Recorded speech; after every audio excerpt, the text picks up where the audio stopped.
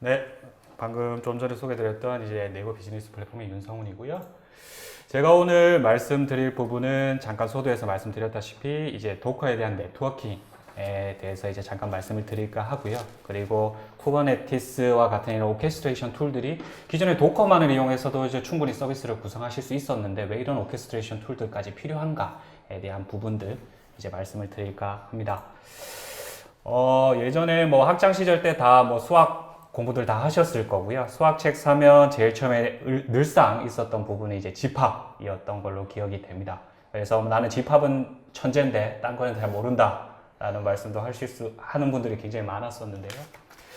뭐 컨테이너나 최근에 나오는 쿠버네티스와 같은 이런 오케스트레이션 툴 관련 책을 사시면 제일 첫 장에 나오는 게 지금 보고 계신 것처럼 이제 VM과 컨테이너에 대한 비교일 거라고 생각이 됩니다. 그래서 저도 한번 넣어봤고요. 왼쪽 그림이 실제 VM인 거고 이제 오른쪽 그림이 이제 컨테이너입니다.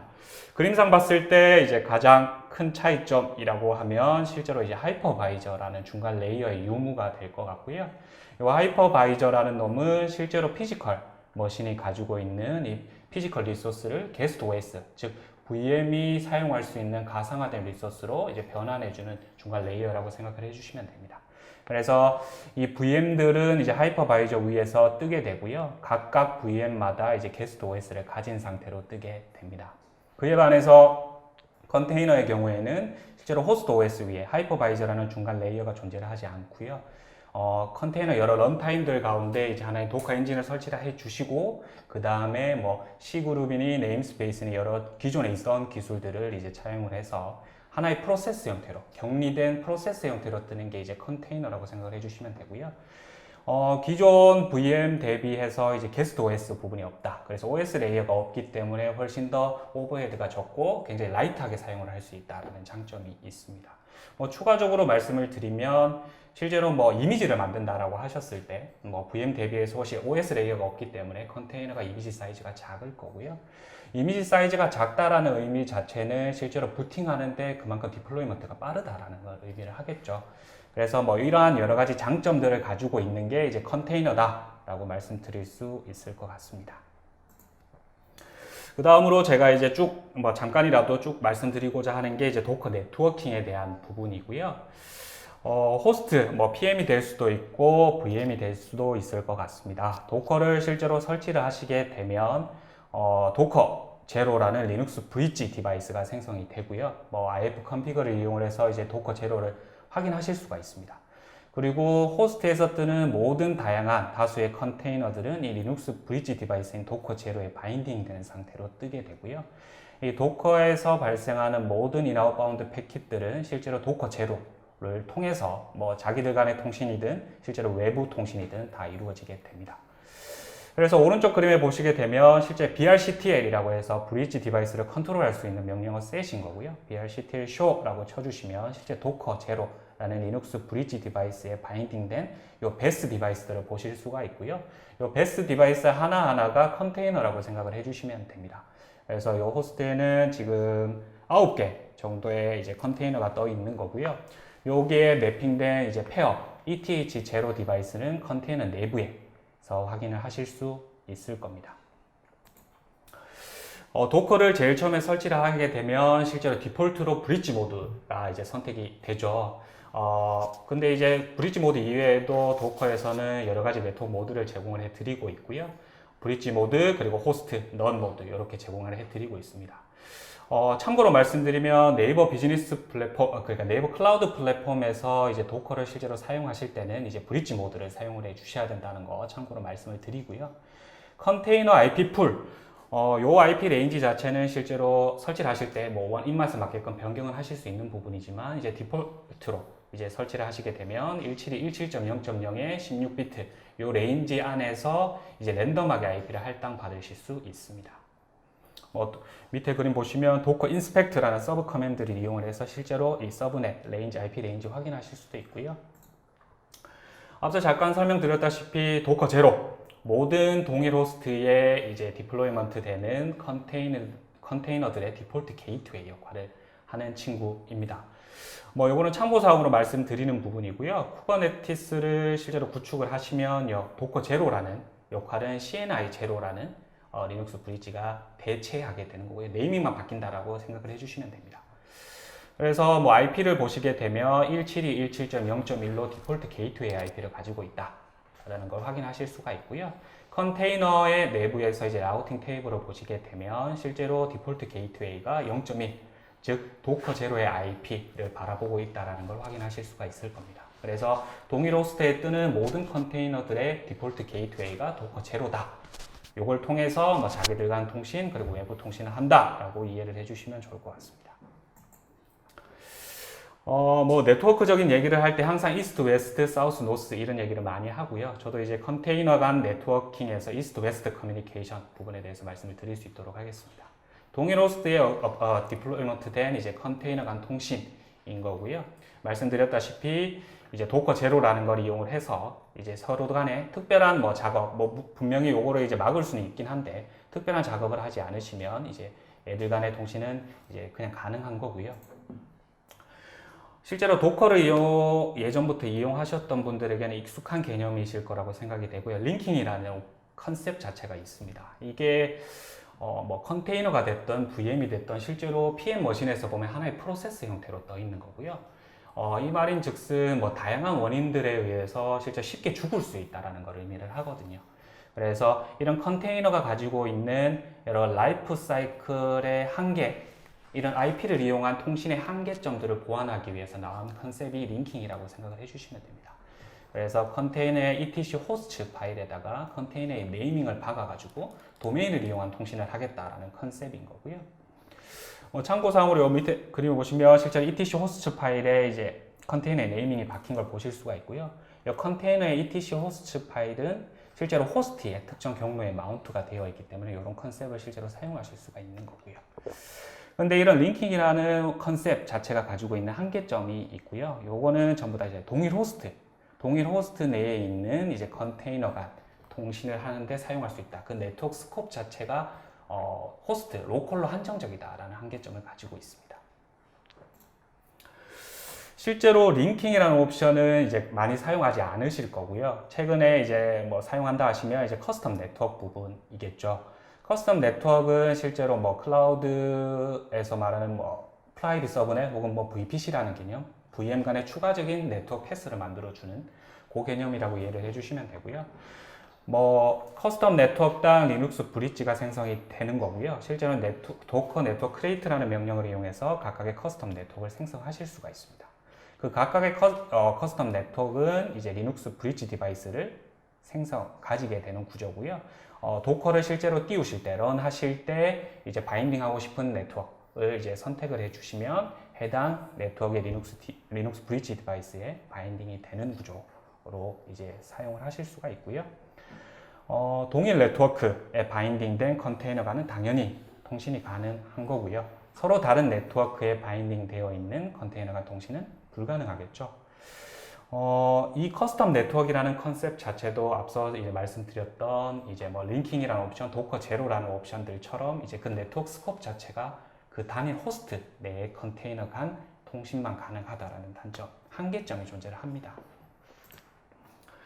그러면 이제 뭐 궁금하실 수도 있을 부분인 것 같고요. 뭐 단일 호스트에 모든 컨테이너를 다 넣어서 서비스를 구성하시는 데는 한계점이 분명히 존재를 할 거고요. 그래서 다수의 호스트에 내가 컨테이너를 스케줄링해서 사용을 하고 싶을 때는 어떻게 해야 되느냐라는 부분이 분명히 이제 생기실 거고요. 이럴 때 이제 오버레이 네트워크, 추가적인 이제 멀티 호스트에 할당되어 있는 컨테이너를 위한 추가 오버레이 패스를 만들어 주시는 게 필요하고요. 뭐 그런 것들을 가능하기 위한 플러그인으로 뭐 OBS 가능하고요. 뭐 플래너나 칼리코 웨이브와 같은 플러그인들을 사용을 해서 실제로 이런 패스를 만들어 주실 수 있습니다. 이런 컨셉 자체를 진짜 실제로 쿠버네티스가 이제 제공을 해드리고 있는 거고요. 요거는 실제로 뒤에서 왜 우리가 이제 쿠버네티스와 같은 오케스트레이션 툴을 사용해야 되는가에 대한 이유를 설명드릴 때 이제 좀 더 자세하게 설명드릴 수 있을 것 같습니다.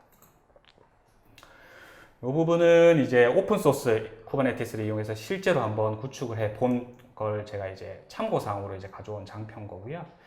뭐 오버레이 네트워크 플러그인들 중에 플래너를 이용을 해서 이제 멀티 호스트의 컨테이너 간 통신 환경을 구성해 본 겁니다. 뭐 실제로 여러 가지 네트워크 오버레이 플러그인들이 존재를 하고 그 플러그인마다 이제 각각의 특징들이 존재를 하고요. 상황에 맞게끔 선택을 해서 사용해 주셔야 합니다. 제가 잠깐 처음에 말씀드렸던 것처럼 이제 쿠버네티스 클러스터에는 이제 도커 제로가 아닌 CNI 제로, 컨테이너 네트워크 인터페이스의 줄임말인 CNI 제로가 도커 제로의 역할을 한다라고 말씀을 잠깐 드렸었고요. 그래서 뭐 IP를 보시게 되면 실제 0.1이라는 디폴트 게이트웨이 IP를 가지게 되고 실제로 brctl show라는 명령어를 통해서 이 CNI 제로에 바인딩 되어 있는 베스 페어들을 보실 수가 있습니다. 도커 제로와 동일한 역할을 한다라고 생각을 해주시면 되고요. 이제 사우스 노스 커뮤니케이션에 대한 부분입니다. 실제 도커를 사용하는 이유가 외부와 어떤 서비스, 외부의 익스포즈에서 사용을 하는 거잖아요. 그래서 외부와의 통신을 위해서 컨테이너는 어떻게 사용을 해야 되는가에 대한 부분 말씀드릴 거고요. 컨테이너, 즉 도커를 런 하실 때 이제 외부에 익스포즈 하시게 될 포트를 이제 선정을 해서 이제 오픈을 시켜주시면 되는 거고요. 여기서 보시면 뭐 8080을 외부에 오픈시켜서 이제 컨테이너를 띄우겠다라는 명령어입니다. 그리고 쿠버네티스에서는 이제 서비스라는 오브젝트가 존재를 하고요. 이 서비스 오브젝트는 뭐 간단하게 설명을 드리면 실제로 쿠버네티스를 담을 수 있는 그릇 정도라고 표현할 수 있는 이 팟을 외부에 오픈시켜주기 위한 방법을 제공해주는 오브젝트다라고 이해를 해주시면 되고요. 뭐 여러 가지 서비스 타입이 존재를 합니다. 뭐 밑에 보시는 것처럼 이제 클러스터 IP라고 해서 클러스터 내에서만 통신이 가능하게 하는 방법. 그리고 뭐 3만 번대 랜덤 포트를 이제 팟에 할당을 해서 외부에 오픈시켜주는 노드 포트 방식도 존재를 하고요. 그리고 CSP에서 제공하는 LB랑 연동을 해서 이제 서비스를 구성하실 수도 있는 LB 타입도 존재를 합니다.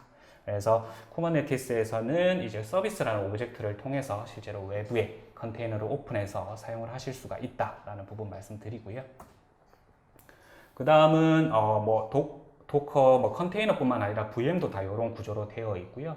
실제로 PM에서 IP 테이블, DNAT, SNAT 설정, IP 테이블 룰셋을 보시면 실제로 이렇게 다 SNAT과 DNAT에 대한 룰셋이 들어가 있고요. 이 룰셋에 따라서 실제로 컨테이너는 외부와 통신을 하게 된다라는 부분까지 말씀을 드릴 수 있을 것 같습니다. 이제 여기까지가 제가 준비한 도커 네트워킹에 대한 부분이었고요. 이제 쿠버네티스에 대한 부분 말씀드리도록 하겠습니다. 쿠버네티스란 뭔가에 대해서 이제 제가 위키피디아에서 한번 긁어 와 본 거고요. 한번 보면 실제 오픈 소스인 컨테이너 오케스트레이션 시스템이다 라고 되어 있고, 호스트들 간의 어플리케이션 컨테이너들을 오토메이팅, 자동으로 디플로이먼트 하거나 스케일링 하거나 오퍼레이션 할 수 있는 플랫폼이다 라고 적혀 있습니다. 그래서 요거를 한 문장으로 정리를 하자면 실제로 쿠버네티스란 멀티 호스트에서 디플로이먼트 된 이런 컨테이너들을 자동으로 관리할 수 있는 매니지먼트 툴이다 라고 생각을 해주시면 좋을 것 같습니다. 쿠버네티스의 아키텍처, 구성 요소의 부분이고요. 쿠버네티스 클러스터 같은 경우에는 마스터, 굉장히 중요한 컴포넌트들이 들어가 있는 마스터와 실제로 팟이라는 개념의 컨테이너가 위치하는 워커 노드, 미니언 노드라고 예전엔 불렀었고요. 최근에는 노드라고만 부르고 있고요. 이런 워커 노드로 구성이 되어 있습니다. 이 클러스터 자체를 이제 스탠드 얼론으로 구성을 하실 수도 있는 부분이고, 1대-N, N-대-N 구성으로 입맛에 맞게끔 사용하실 수 있는 부분이지만, 실제로 프로덕션 환경에서 만약에 오픈소스를 이용해서 구성을 하신다라고 하면 이제 N-대-N으로 구성을 해서 사용을 당연히 하셔야 되는 부분이고요. 마스터 노드에 보면 실제로 모든 사용자들에 대한 요청을 처리하는 프론트엔드 서버인 API 서버가 존재를 하고요. 그 다음에 내가 지금 생성하고자 하는 컨테이너를 어느 호스트, 어느 노드에 위치시킬 건가에 대한 정보를 이제 사전에 가지고 이제 스케줄링 해주는 스케줄러도 마스터 노드에 있습니다. 그리고 클러스터에 대한 여러 설정 값들을 컨트롤 하실 수 있는 컨트롤러 매니저도 있고요. 제일 중요한 컴포넌트가 이제 마스터의 etcd라는 컴포넌트고요. 실제로 요거는 클러스터 전체의 상태 값들을 저장하는 키밸류 저장소고요. 실제로 오픈소스를 이용해서 쿠버네티스를 구성을 하신다라고 하셨으면 이 etcd에 대한 관리 포인트가 굉장히 클 거라고 생각이 됩니다. 실제로 마스터 내에 etcd를 그대로 두고 클러스터링을 할 건가, 아니면 etcd의 전용 노드를 둬서 클러스터링 할 건가, 그리고 여기에 대한 보안은 어떻게 할 건가, 이런 운영 관리적인 포인트들이 굉장히 많은 부분이고요. 근데 뭐 저희 네이버 클라우드 플랫폼에서 제공하는 이제 완전 관리형 쿠버네티스 상품을 이용을 하시면 이런 부분에 대한 걱정은 안 하셔도 된다라고 말씀드릴 수 있을 것 같고요. 그리고 이제 워커노드 보시면 뭐 큐브렛이라고 해서 마스터와 연결고리 역할을 해주는 친구고요. 쿠베 프록시라 그래서 실제로 아까 말씀드렸던 컨테이너가 담기는 이 팟을 외부로 오픈시켜줄 때 이제 매개체 역할을 하는 프록시 역할을 해주는 친구도 존재를 합니다. 그래서 실제 팟은 외부랑 이제 소통, 커뮤니케이션을 할 때 이제 서비스라는 오브젝트를 이용을 해서 이제 통신을 하게 된다라고 앞서서 말씀드렸었고요. 그리고 사용자는 실제 큐베 CTL이라고 해서 이제 쿠버네티스 클러스터를 관리할 수 있는 커맨드 셋이고요. 명령어 셋인 쿠베 CTL을 이용해서 이제 컨트롤 하시거나 아니면 쿠버네티스 대시보드를 이용을 하셔가지고 쿠베 클러스터를 관리하실 수 있습니다.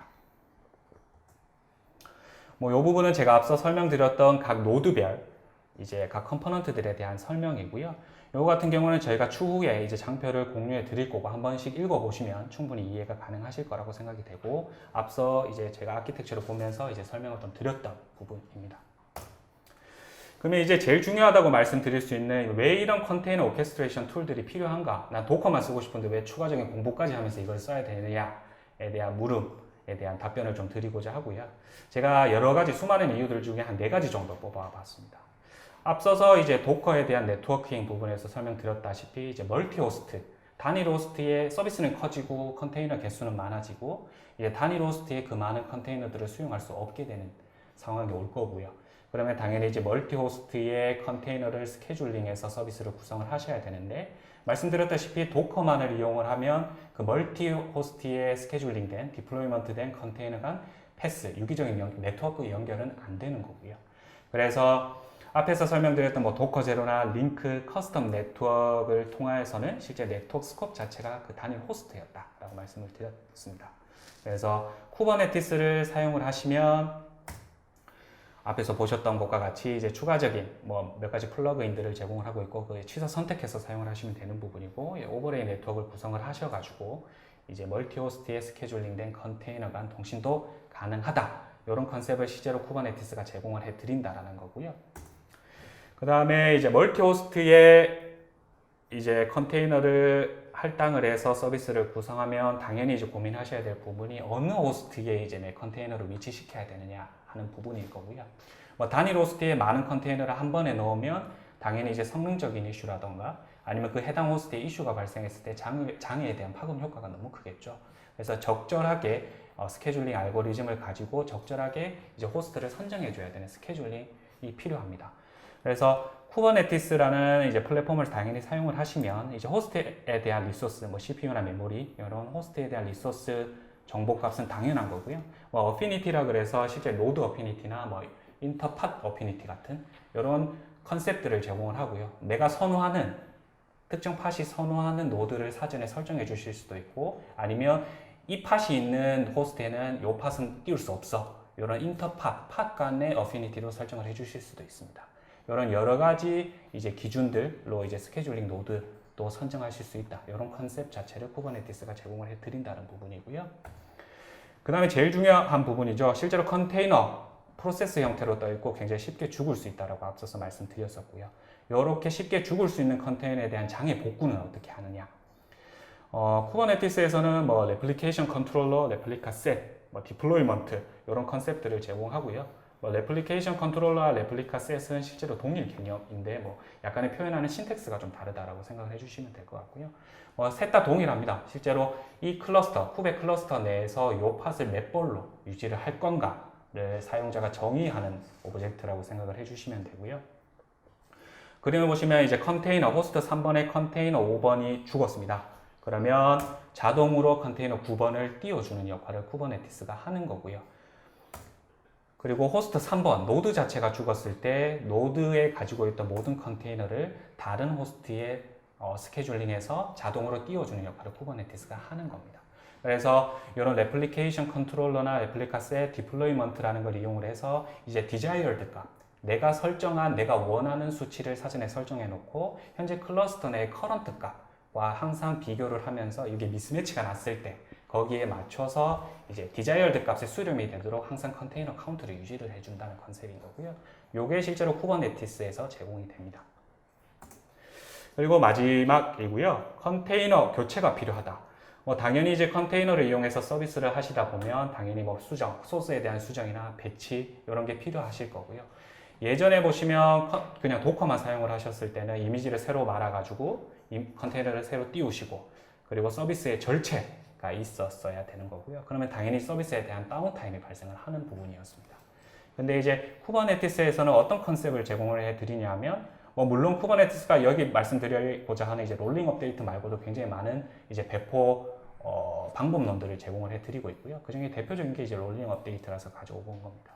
롤링 업데이트라는 컨셉을 제공해 드리고 있고, 요거는 실제 신규 팟을 생성을 하고, 실제 올드 팟을 삭제를 하고, 신규 팟을 생성하고, 올드 팟을 제거를 하는, 그래서 실질적으로 서비스에 대한 다운타임 없이 점진적으로 변경 사항에 대해서 적용을 하실 수 있는 이런 롤링 업데이트에 대한 컨셉도 제공을 해 드리고 있습니다. 그래서 기존의 도커만을 이용을 해서 서비스를 구성함에 있어서 배치가 필요할 때, 배포가 필요할 때 다운타임이 발생했었던 부분, 이런 부분에 대한 이런 한계점들에 대한 대안을 쿠버네티스가 이제 제공을 해드릴 수 있다라는 부분이고요. 그리고 마지막으로 실제로 쿠버네티스의 기능 부분입니다. 이 부분은 제가 앞서 설명해 드렸던 부분에 다 내용이 나와 있는 부분이라 실제로 저희가 향후에 제공해드리는 저희 자료들 이용을 해서 한번 읽어봐 주시면 좋을 것 같고요. 그래서 제가 세션을 마무리하면서 이제 마지막으로 드리고 싶은 말씀은 실제로 쿠버네티스라는 걸 이해를 하기 위해서 사전에 도커에 대한 이해가 반드시 필요하다라고 저 개인적으로는 생각을 하고 있고요. 그리고 도커만을 이용해서 서비스를 구성함에 있어서 여러 한계점들이 존재를 했었고 그런 한계점들에 대한 대안을 지금 오늘 소개시켜드렸던 이제 쿠버네티스라는 오케스트레이션 툴을 이용해서 이제 해결할 수 있다라는 말씀을 드리고자 합니다. 네, 발표 감사합니다. 네네. 네.